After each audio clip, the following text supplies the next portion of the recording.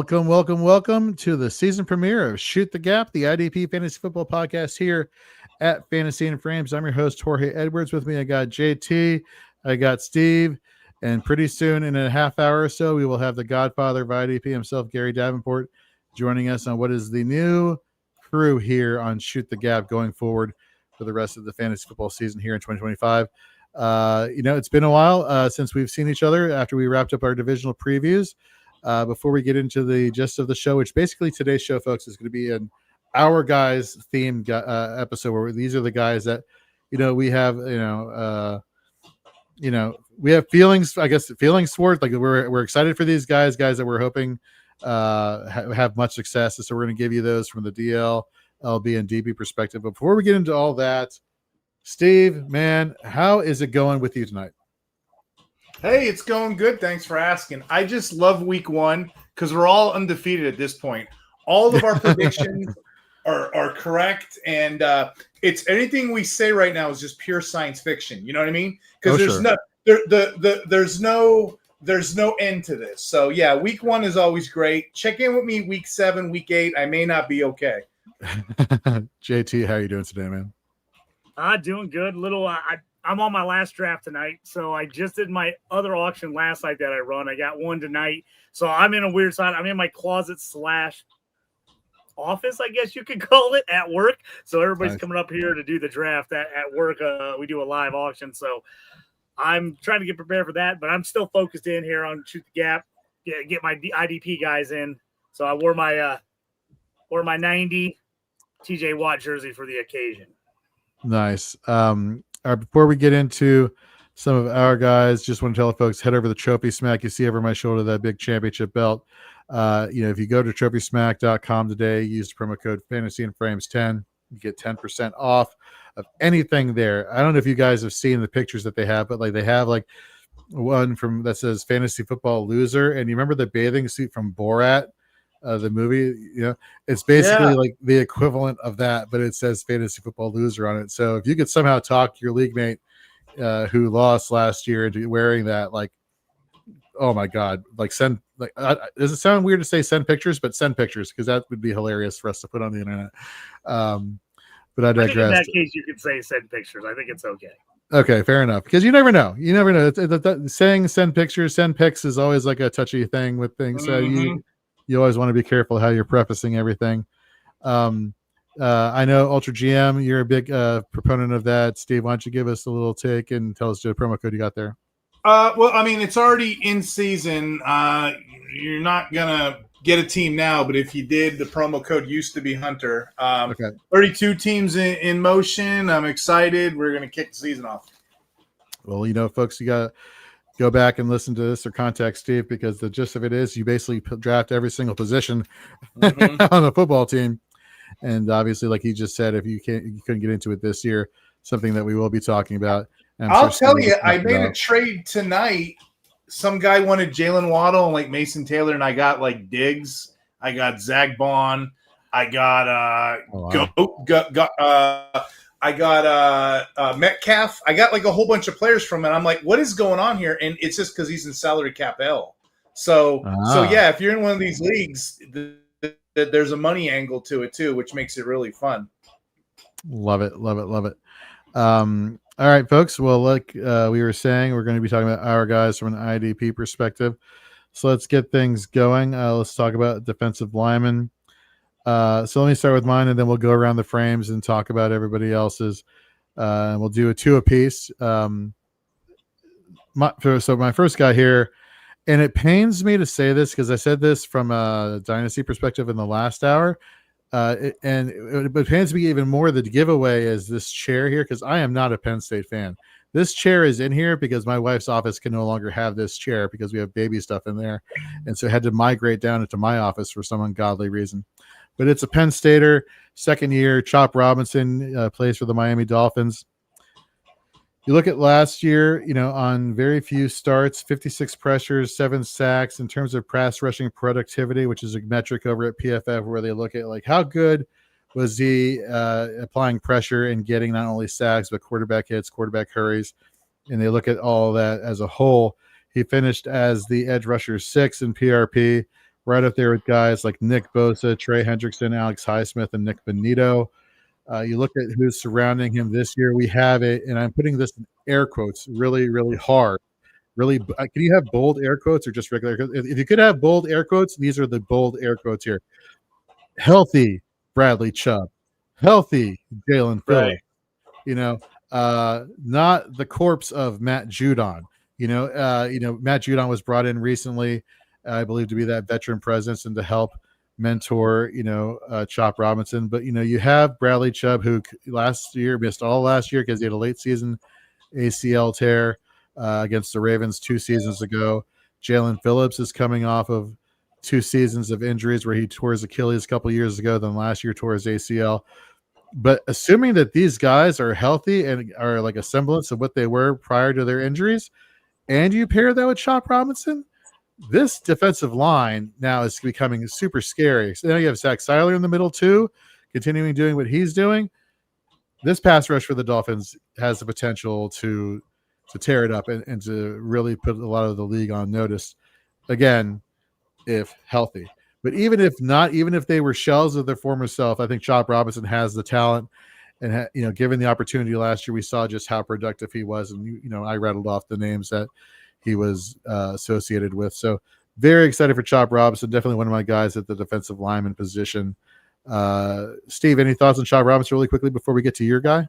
Just 2. You said the corpse of Matthew Judon. I think that's a horror movie I seen with Vincent Price when I was a kid. It sounds very, very familiar. Rob Zombie maybe directed it. I'd like to see that movie, The Corpse of Matt Judon. No, you said it correct, Jorge. I'm just being silly. I'm kind of punting just a little bit now on Chop on a redraft because those guys are healthy. We've seen it during preseason. But you're right. They're both got wooden legs. They're made of glass. They're like Pinocchio. They're not real boys, right? Be careful because when one of those guys breaks, our guy's going to go in there. He's going to be like a mountain lion. He's going to attack. Absolutely. While you're going down the horror movie train, who is a defensive lineman that offensive players should be scared of heading into this year? That's one of your guys. So here's the thing. When we talk defensive linemen, our guys, I think we all agree the top 7 guys everybody knows, everybody loves, everybody wants. And then from like 8 to 12, I mean, we did this all off season. Everybody knows the top 12. Top first 7 are edged in stone like Moses. Moses of the 10 Commandments. He's with the thing, I don't know what it's called. You can correct me later. Chisel. In the chat. Chisel, there you go. I can't think. 8 to 12, everybody knows. I'm looking at the DL2s. That if I squint my eyes, I can make something out of. So there's a bunch of guys we did in the offseason. I'm going to give you 2 that we haven't talked about. And, it may require a little bit of rationale, a little bit of dart throws, just assuming you're putting all your assets into linebackers and safeties. You're coming back around looking for DL2s. There's tons of these guys. I'm going to give you the first one. We're going deep now. With DL2 potential. I'm going to go Josh Sweat. Josh Sweat is nothing sexy to look at. He's like JT Brew. Nothing sexy to look at. But he's a volume-based player. He's going to get snaps. That's what Josh Sweat does. Hell, even with the Eagles, I think I want to go to a grocery store. Even with the Eagles, he was in that healthy rotation. He was averaging 41 snaps a game, and that's his floor. So you're going to get a guy who's going to plug and play week 1, which, by the way, Gannon was his head coach, right? Formerly with the Eagles. But you're going to get a guy who's familiar with week 1. There's nobody on that defensive line that has his resume, and he's just going to sit there all year, collect high snaps for you. He's going to blitz the quarterback. He's going to lead that team easily in sacks. And he's a player you can get super duper late that no one's paying attention to. And he's going to get at least 60-plus snaps, so 60% snaps. So sign me up for Josh Sweat. That's the player that I'm taking because nobody's looking at him. All right, JT, give us your first guy, defensive lineman that's one of your guys for this season. You're muted. There's nothing to look at. I knew I was going to do that without my regular setup. So I'm going to guy that's also a guy that most people know, but I just think is still being highly underrated, highly underdrafted, where he's ranked currently on a bunch of IDP sites. I think he's too low. And that's Nick Bonito from the Denver Broncos. I think this is going to be an elite unit this year. If I'm in start defensive leagues, or I'm an IDP league that does combined defense plus IDP players, which I love. If you've never done that, try it. I love this Denver team. I know they play in a tough division, a lot of good offense, but I think their defense is going to be elite. I think people are still kind of on the fence. I think people are like, oh, was that did he luck into that last year? Can he repeat it? I think he can. I think he's just on his way up. So right now, he's a guy that I keep trying to tell people, go out and trade for, because right now I think you're going to get the best value you can on him. I think he's just going to keep going up. So while he seems to me a little bit like an obvious name, I'm also on the same side of I just see him ranked I've seen him ranked outside the top 20 in some spots. And I'm like, man, I just think I think he's got a shot to be a top 5 guy in the next couple of years as some of these studs at the DN position get a little bit older. I think, especially for dynasty purposes, he's a guy I want to go out and get for sure. We got Aiden Weingartner in the chat saying, you want me to hop in and go on one of my signature rants again? Aiden, I don't think the world is ready for another signature rant like you had on the Dynasty 365 show last hour. So let the world catch up. Why not? I'll take it. Nice. All right, another one of my guys here heading into 2025 is Yaya Diaby. When looking at the pass rush productivity metric that I was mentioning earlier for Chop Robinson was 6, while Diaby was 19, ahead of players like Danielle Hunter, Greg Rousseau, Brian Burns. Now he has his shot. Now last year he had an injury that curtailed his season. So again, the metric that I just threw out there, it's smaller sample size, sure. But no Joe Tryon-Shoyinka. He's now a Cleveland Brown. Now Yaya Diaby's there. He's going to get that opportunity, and I think he's going to turn a lot of heads this year. So I'm excited to see his full potential finally break out there. I think this Buccaneers defense as a whole is vastly underrated and could be turning some heads. Everybody wants to focus on the offensive side of the ball for the Buccaneers. I think people need to start paying attention a little bit more to the defensive side of the ball, especially with the younger talent that they have, like a Servassier Dennis, Yaya Diaby. So just players like that, just something to keep a hold of, keep a name of, or to track in your brain. Okay, you get what I'm saying. Steve, who's your next guy at defensive line? With your Yaya, that's a yes to me. Yaya to me as well. He's 11th in pressure rate wins. He just didn't get to the quarterback last year. If you look at all his metrics, he adds up to a DL1 type player. 70% snaps, 11th in pressures. Give him the chance, and he'll be a DL1 fringe DL2 for you. So I like your take there.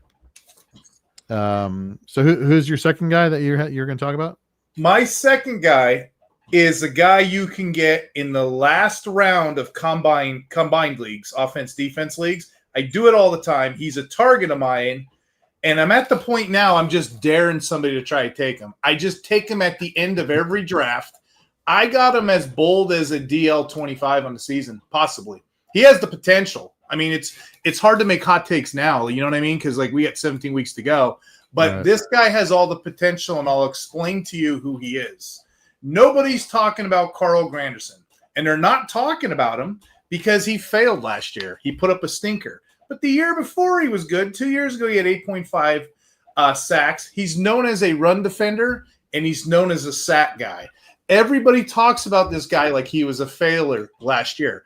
Actually, he wasn't. When you look at the analytics last year, he was a top 20 guy in run defense snaps, and he got 61 pressures. He just didn't connect to the quarterback like your Yaya take, okay? He was a top 20 run defense snaps, as I said. He was also a top 6 ranked in pass rush snaps. He's going to get after the quarterback, which, oh, by the way, we did the coaching schemes article over at the Fantasy Six Pack.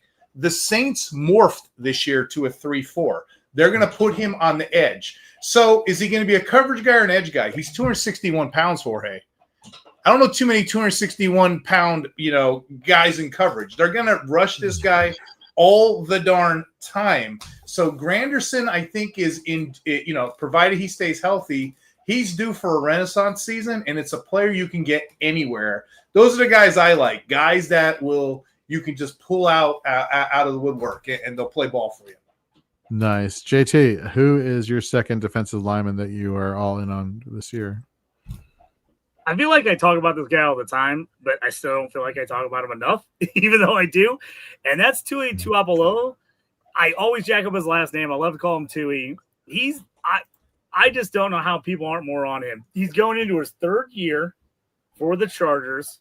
He was a second-round pick. I think people forget about that. He was a super youngster coming out of college, 20 years old, his rookie year in the league. He's just 23 going into his third year. And I'd want to say happy birthday to him, as today is his birthday. He just turned 23. Nice. Just turned 23, third year in the league. Now he gets to go on a better defense than they've been in the past. Bosa is gone. He's off to Buffalo. This opens the door for Tuli to play opposite Khalil Mack and be an absolute terror on the outside. He's another one of those favorites that me and Steve love. He counts as an D-line LB in sleeper leagues, DN on my fantasy league, but you can play him at two spots. Coming off a fantastic year last year, even though he was, basically didn't get full-time snaps because he was playing behind those two guys, he still put up solid numbers. 11 tackles for loss, 8 sacks, a forced fumble, 2 passes defense. I think this guy has double-digit stats written all over him.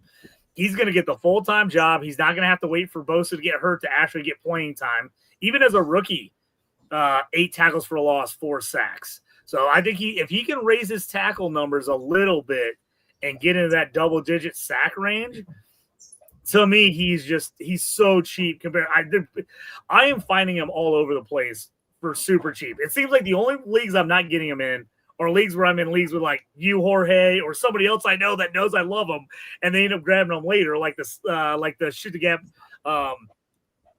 listeners league. I thought someone was going to steal him from me, but like I love him everywhere. I just think, we are seeing guys coming out of college that are older than him right now, and he's been in the league 3 years, 23. I just think he has got a ton of room to grow. I think he's going to just get better and better. He's another guy I'm like, buy the floor now, especially in Dynasty. Go get him. Because if he has a big year this year, starting full season opposite Khalil Mack, and I think the Chargers are going to be good this year as a team, and I think their defense is going to be better, I don't think you're going to get him cheaper. I just think he's a guy I absolutely love. I've been trying to get him absolutely everywhere. I've been holding him on taxi squads for a couple of years, ready to plug and play him, and I've got him locked in now. I'm ready to get him in the lineup and play him every week. Very nice. All right, let's switch to the linebacker position. All right, guys, let me get us started here.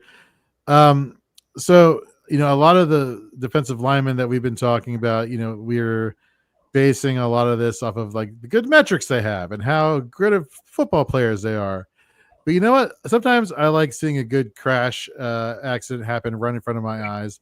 And that's what you've been seeing with Jermaine Pratt the past couple seasons. Last year, I believe he had a career high in total tackles with close to 130, if memory serves me correctly.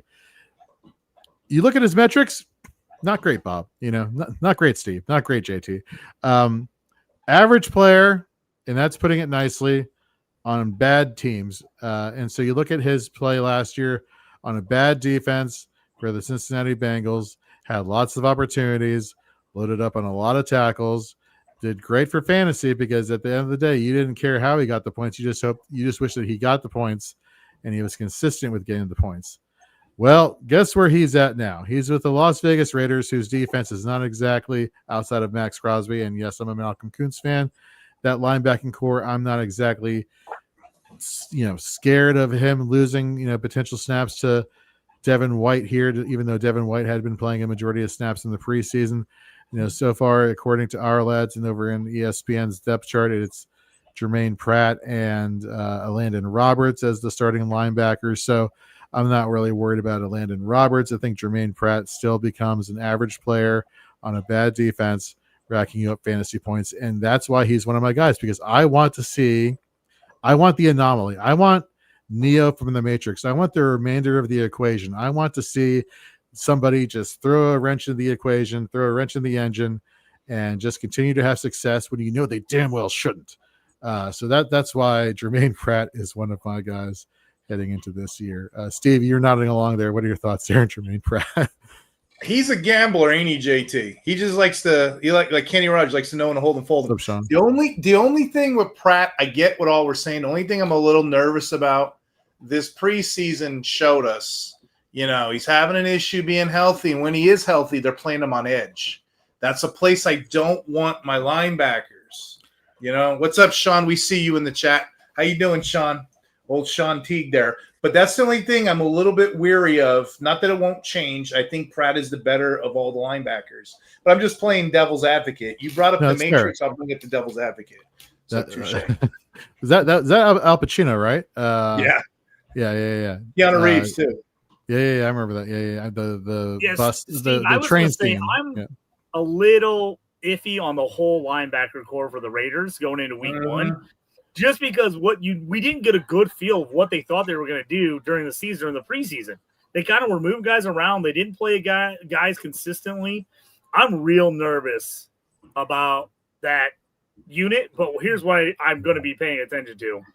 If those guys are out there on waivers or not on a team, because everybody else is nervous like me, those are first guys I'm going to have on my watch list. Like, I'm going to watch week one and see who's playing where, who's getting what kind of snap count, and then I would be jumping on some of those Raiders guys. There's a guy I got later that I love because I don't like what's happening with the Raiders linebackers, but I think Pratt could be a really nice sneaky pickup. The question is going to be, just how are the Raiders going to use them is basically why. It's a perfect spot, like Jorge said, for him to do exactly what he did with Cincy last year, which is just get garbage stats all over the place. He was the king of garbage stats. Like you want that quarterback who gets a bunch of yards at the end of the game when they get smoked. That was Pratt. He just kind of loaded up tackles where their defense was getting obliterated, and he just kept getting tackles all over the place, kind of like DJ Speed last year for the Colts. Very similar. So I'm not totally out on Pratt, but, man, I really need to see what's going on with the Raiders here. They've got me nervous. Would you say that Jermaine Pratt is the Blake Bortles of linebackers, getting you garbage time tackles towards the end of the game? Is that mean to Bortles or mean to Pratt? I don't know which one. I don't think it's mean. I think it'd be mean to say he's the Sean Teague of not the former safety. He's the Sean Teague in the chat. Wow. Linebacker. What do you think? Sean, you going to take that in the chat? That'd be mean to say. That's awesome. All right, Steve, give us the linebacker reviewers that you're excited for. I feel like I'm repeating this, but nobody gets the memo, so I'm just going to do it one more time. I'm going to be like Moses with those 10 commandments. I'm going to be on a hill yelling to people, thou shalt do this, thou shalt not do this. Hey, thou shalt draft Jamien Sherwood. Why do people forget about him? When you have the Roquan Smiths of the world, the Zaire Franklins, the Fred Warners, he's right up there with their stats. Last year, 158 tackles, freaking 90 solos. I say that again, 90 solos. That's some people's entire seasons. He didn't even start until week 2. And not only is he a good IDP asset, he's a good real-life player. When he made his average depth of tackle, it was 0.74 of a yard from the line of scrimmage. When he would cover 0.78 of a yard, he'd give up in coverage. So, this guy's a really good overall player, really good IDP player. And here's another fun fact for you. Well, it's not really a fun fact because everyone kind of knows it's carnal knowledge, but the Jets were on the field a lot last year. I looked it up, 1,148 snaps. Sherwood played 83% of them, just out there, hogging up all the time, and that was after week 2. Now, and I don't know why people draft him later, I have him up in the super elite guys, the ones like I just mentioned, but he's like punted away in drafts, especially in sleeper. He's nicely tucked away like a baby with a blanket. I can go and get him, exploit the ADP. But, I mean, if you don't believe anything I just said, believe this. C.J. Mosley was in front of him last year. Now the guy's gone. So imagine the production he could have with nobody in front of him, a full season and full practice, a preseason in front of him. So, yeah, Jamien Sherwood is a guy that is like my priority when everybody else is drafting all the top guys off the board. And and to piggyback off that a little bit, Quincy Williams was at a certain point somebody that you could say that could be a competition for tackles. His metrics have faded the past couple seasons. So that even is more of a boost for Jamie Sherwood. I'm with you right there. JT, who's the linebacker that is one of your guys? One of your linebackers that's one of your guys here? I got the jersey on. It's not his jersey, but he plays for the same team, and that's Peyton Wilson. I think Peyton Wilson is another guy that's being slept on big time. I think he's going to end up being the leader of this defense. I think he's going to actually outplay Patrick Queen.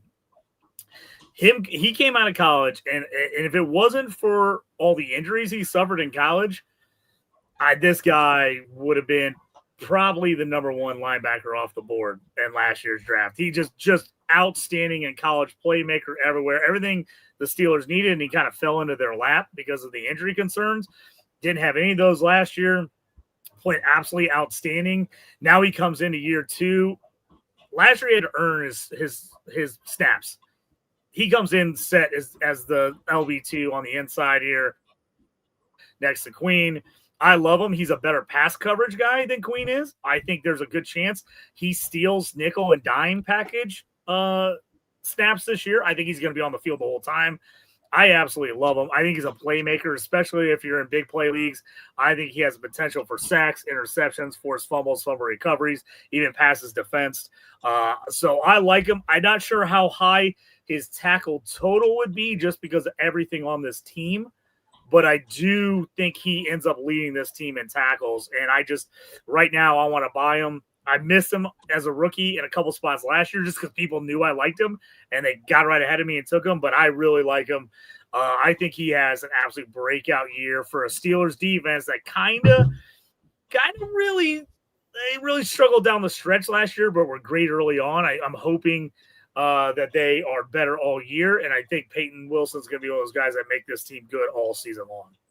We have a few comments here that we just have to get on screen. First of all, Sean says, Jamie and Sherwood sure gives Steve Wood. That is probably very accurate. True. We got Summer. Welcome back to Shoot the Cap. It's been a while. Says, my guy this year, Servassier Dennis. Yes, please, Pastor Servassier. Yes. All about that. Summer needs to come on the show. Get rid of some of these bad takes. Let's bring Summer on and exactly talk about some Dennis. There you go. We got a question here for you, Steve. Steve, love the Sherwood take. Who would you rather, Sherwood, Queen, or Logan Wilson in drafts? Like what? To go on a date, like Sean said, or like for my rankings? Would you? No. Seriously though, it's Sherwood all day long. Queen. We'll talk about Queen 1 second. Let me curb that 1 second. Logan Wilson historically has been a tier 2 linebacker. I know people take him as a tier 1, and that could be due to injuries. But just keep that in mind when you guys are drafting or loading your teams up. I know everybody loves Logan Wilson. To your point, Queen, JT, your point, Queen, and the Peyton Wilson thing, we did on the podcast you weren't on, it was just me and JT, we did the comparison. Every major PFF category, Wilson blew Queen out of the water, except for pass rush. And guess what? The Steelers don't rush him, do they? Not at all. He just not the inside backers. They just don't send him very often. If you look at the last 2 or 3 years, his tackle efficiency has dropped. The only time Queen is really impressive is when he has a big brother next to him, like a Roquan Smith. You know what I mean? That's the only time I really care about Queen. But usually when I'm sitting in drafts, I will let other people take the 2 aforementioned we just said because I know how those players play. Now, again, value's value. If it's the last round of a draft, yeah, I'll take him. Hell, I'll play Sean Teague if he's there. You know what I mean? Anybody I'll take in that last round that shows me a little something. But, yeah, Queen and Logan Wilson, I'm not that big a fan on, just to where they're priced.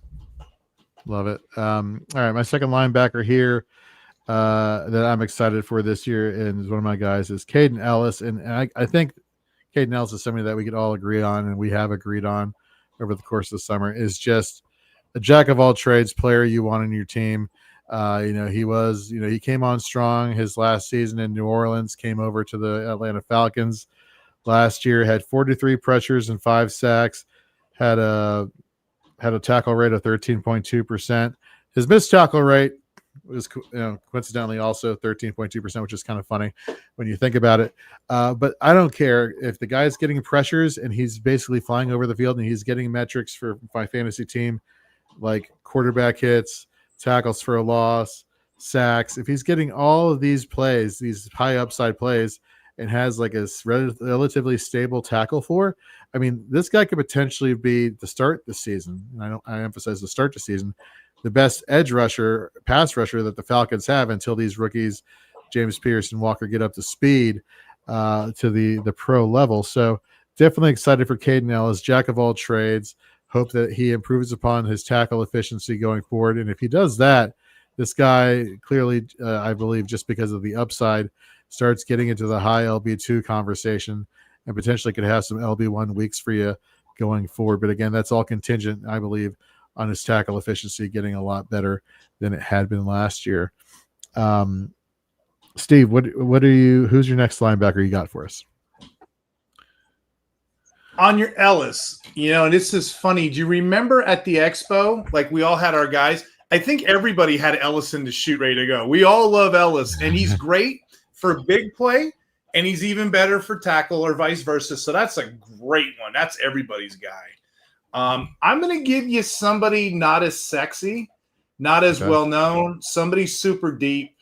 Somebody that maybe he's got a little booger hanging out his nose, like Sean Teague a little bit. Maybe we're gonna go after the garbage pail kids of the NFL. Okay, not too many people know this name.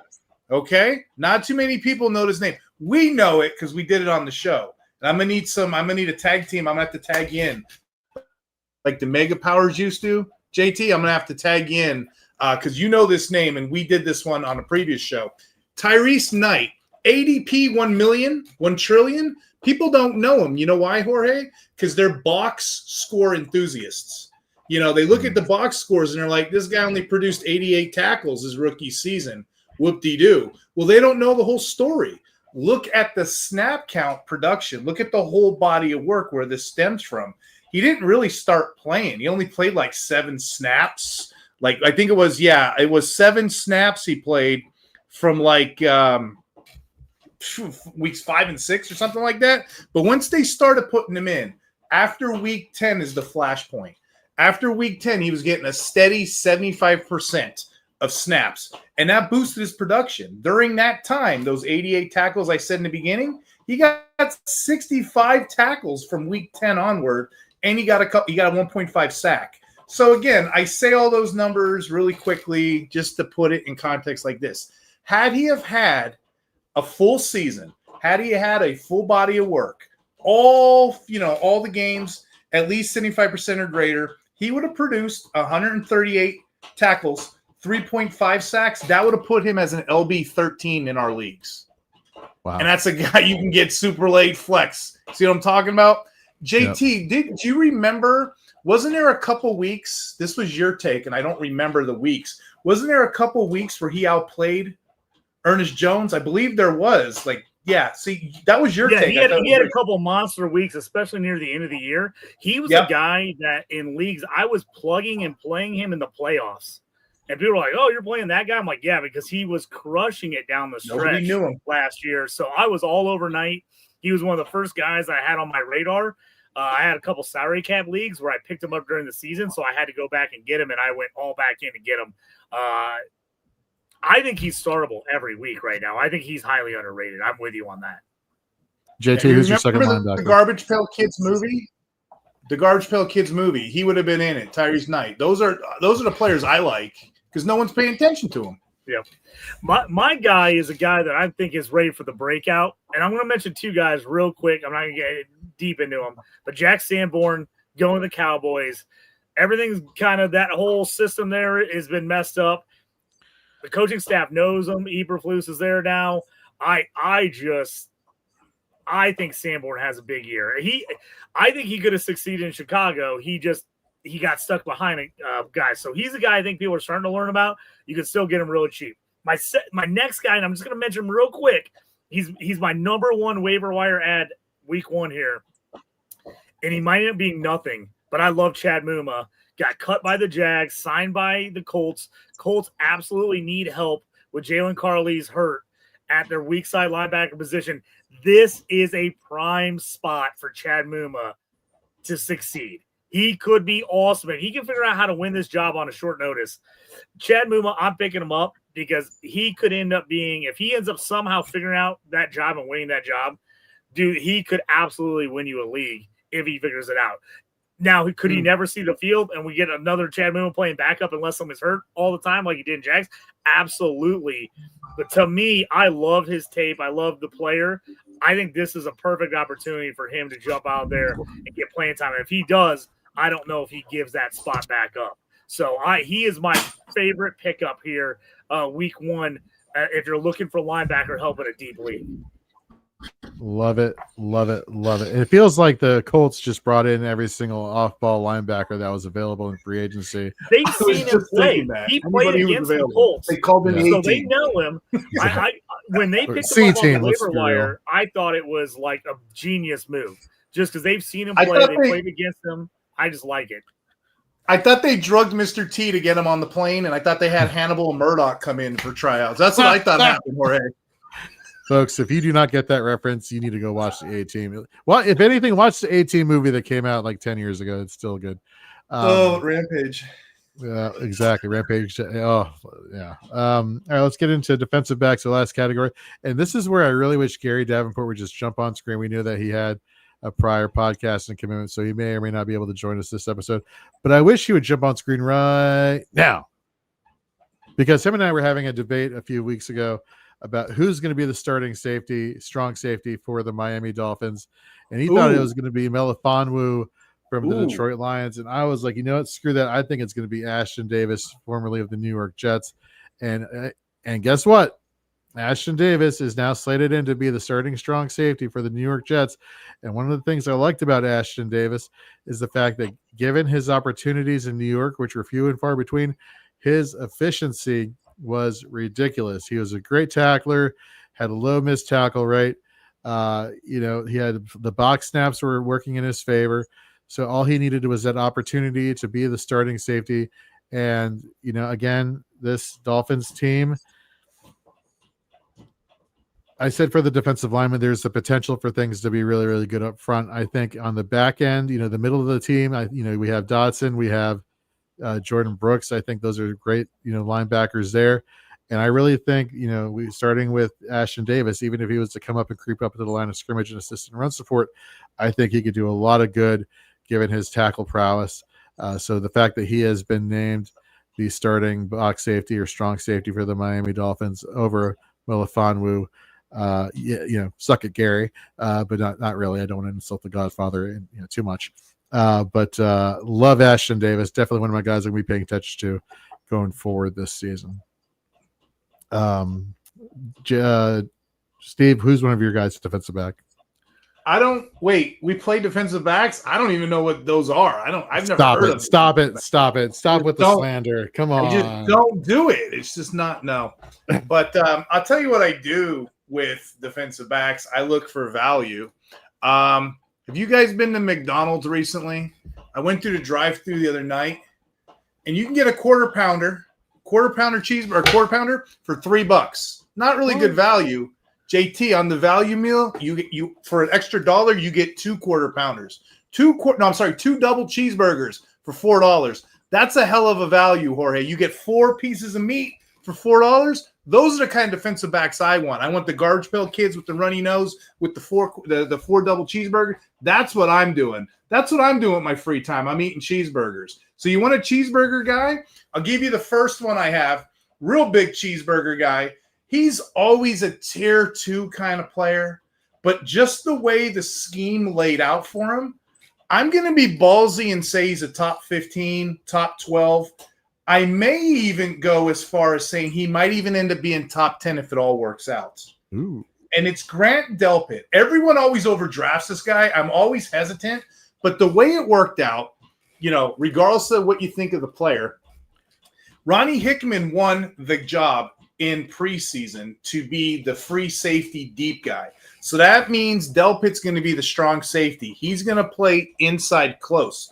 They have nothing there at linebacker besides the rookie, Carson Schwessinger, who's been playing in the middle, but he's more of an off-ball linebacker. They're going to need something there to soak up tackles. Hence, that's where I think Delpit's gonna excel at wrapping up, making tackles. He's the guy. And as far as the Browns' defensive line goes, if you look at guys like Myles Garrett and stuff, they're sack guys. They're not really known as being the tackle guys. They kind of commit to going after the pass. So what we have here opening up is we have a safety coming in with those box snaps. We all love those box snaps or the slot snaps, but in this case, we're talking in the middle box. I think it's Grant Delpit, and I can see comfortably. You see him pick him up a couple places. I can see him as a top 12 this year pretty easily just on the tackle pedigree alone. So what you're telling me is Grant Delpit has the ability to go from maybe a double cheeseburger to a triple cheeseburger on the value menu, which I'm actually a huge fan of those. And I know I'm going off the rails here with McDonald's. $4, you get all that meat. No, it's fantastic. But I got to be honest with you, the things I like more so than burgers at McDonald's are the chicken nuggets because they're so crispy. Oh, so yeah. I always get like the 20-piece chicken nuggets with some honey mustard. But anyhow, that's neither here nor there. I'm the only person that likes the fish sandwiches at McDonald's. I love Filet-O-Fish. They're fantastic. What do you mean you're the only one? Every time I get it, my girlfriend's like, "That's disgusting. I can't even believe you're eating that." Dude, like, because that's not I usually eat like salmon, like nice fish. I'm like, it's the one thing. I was like, I know it's totally against everything I always eat. But I'm like, for some reason, I love the Filet-O-Fish. It must be some like psychological thing when I was a kid.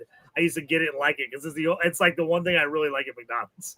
I'm about to go after this show to get some Filet-O-Fish. Are you kidding me? That sounds fantastic. That sounds lovely. Derailed the show talking about food. This is great. Real quick, I'll throw this in there. At my barbecue restaurant, we do fish on Fridays. Yeah. And I call it do you want it McDonald's style? And then I'll throw a couple pieces of American cheese on top of it. And people are like, oh, yeah.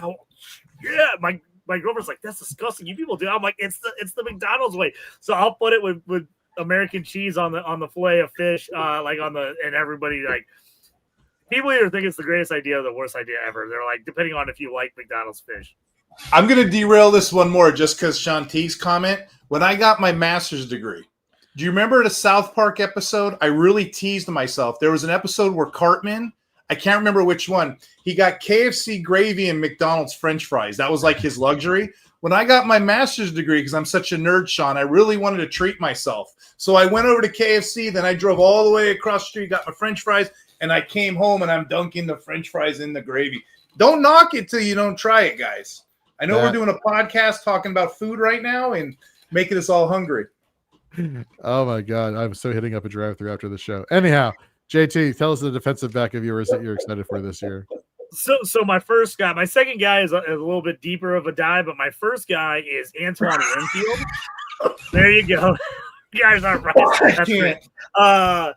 Antoine Winfield, as I think the injury last year and him getting a little more deep safety snaps, I think people are out on him compared to like 2 years ago when he had a monster year. Basically led a ton of different IDP scoring for DBs, led him in scoring.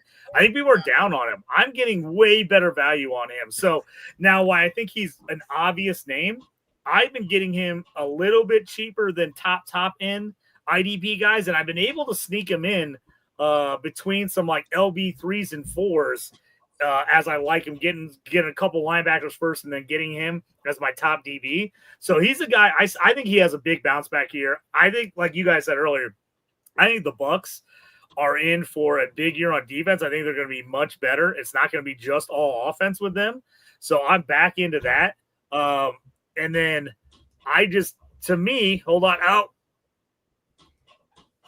He's mid-draft, folks. It's my nomination in the draft. Sorry, I don't nominate a guy. But I just think he has a bounce back year, and I think he's going to be all over the place. So I'm buying a little bit of the dip because, 2 years ago, you were buying him like top 3 DBs, and you're having to pay up pretty early to get him.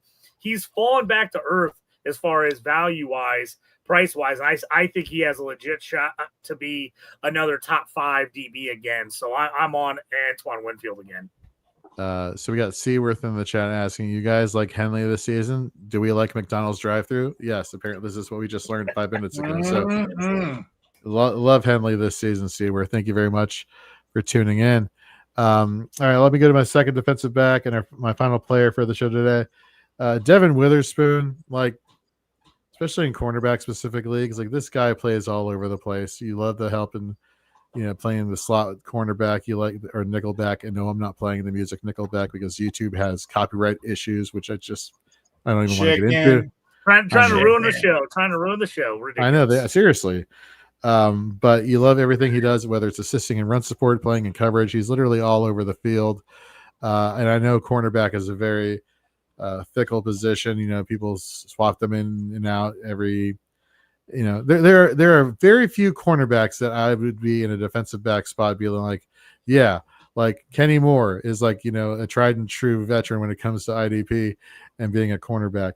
Devin Witherspoon has that upside, but in cornerback specifically, he's definitely somebody because of his versatility all over the field that I am a huge fan of. Summer, before we get into more of that, go Tyke. Yeah, converted cornerback to safety this year. Strong safety for the Tampa Bay Buccaneers. Definitely looking forward to seeing his production as the season goes forth. So good one there, Summer. Steve, who's a cornerback for you? Another cornerback for you, or defensive back? Excuse me. So interesting you said that. That's almost like foreshadowing here.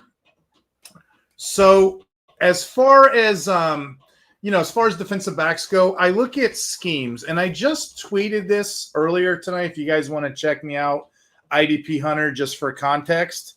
There's a player on the Rams called Quentin Lake, and some people look at him and they're like, oh, you know, he has great weeks, or oh, he sucks, or oh, he's great, depending on what week you watched football. Well, the answer with him is both of those things are correct. When he plays in the slot, he excels. When he plays back at safety, he's not as good. So the stats I pulled for Quentin Lake, his best games last year came when he played in the slot.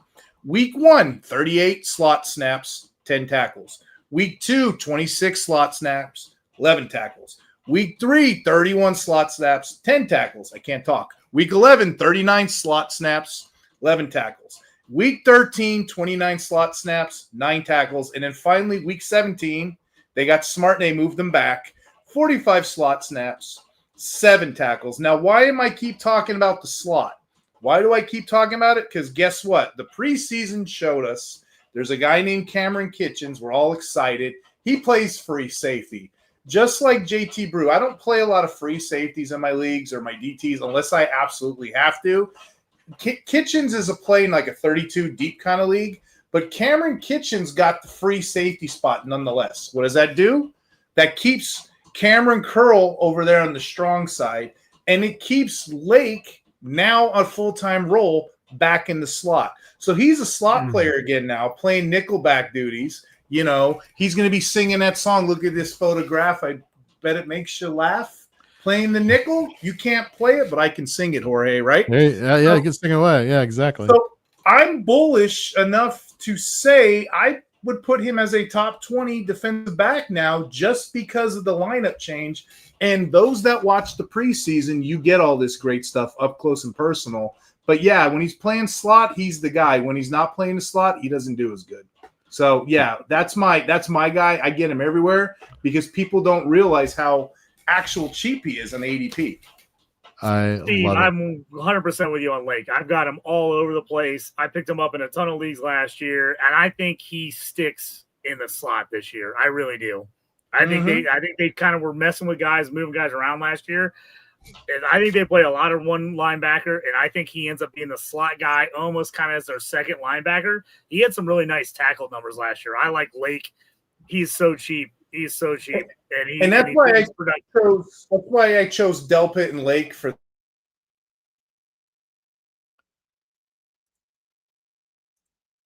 information. It's all what we've seen.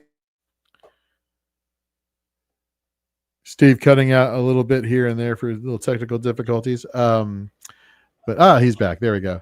No, I was just saying they're good. They're good because of the team schemes. That's defensive back is so volatile. I look at the team schemes and then we adjust. And somebody else mentioned Tyke Smith. Those are 3 excellent players that boom up due to the scheme shift. 100%. Great job there. JT, who's your final player at defensive back for tonight's show? So I told you I was out on the linebacker core for the Raiders earlier, and part of the reason I'm out on him is Jeremy Chin, to me, is the DB/linebacker to own for them. I think he is going to get a ton of tackles playing either in the playing the slot or playing strong safety and basically playing up as a second or third linebacker. I'm absolutely on Jeremy Chin this year.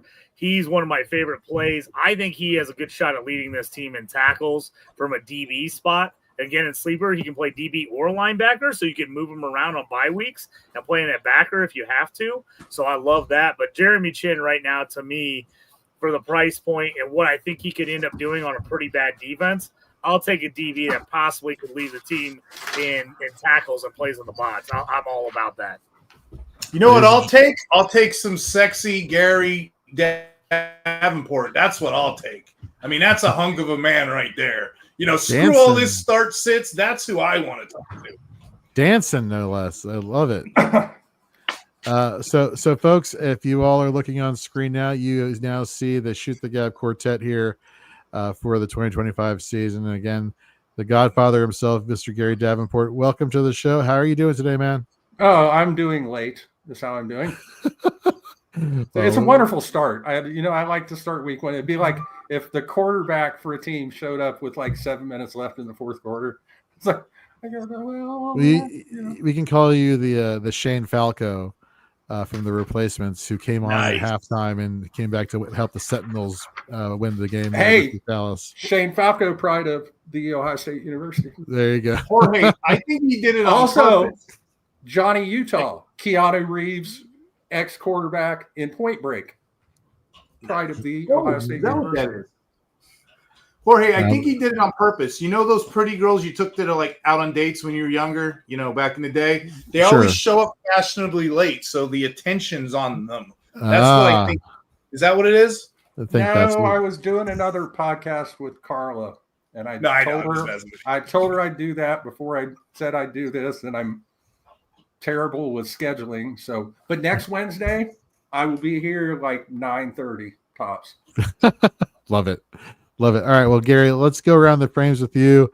If you could give us a defensive lineman, a linebacker, and a defensive back that are your guys for the 2025 season, who would they be? Well, JT just mentioned, I actually made a list like this for another podcast that I was unable to do last week. Nice. Micah Parsons got traded, man. It's not my fault. Blame stupid Jerry Jones. Okay. I don't know if any of these guys have already been mentioned. There's a possibility they have. Defensive lineman, give me Harold Landry, the third, New England.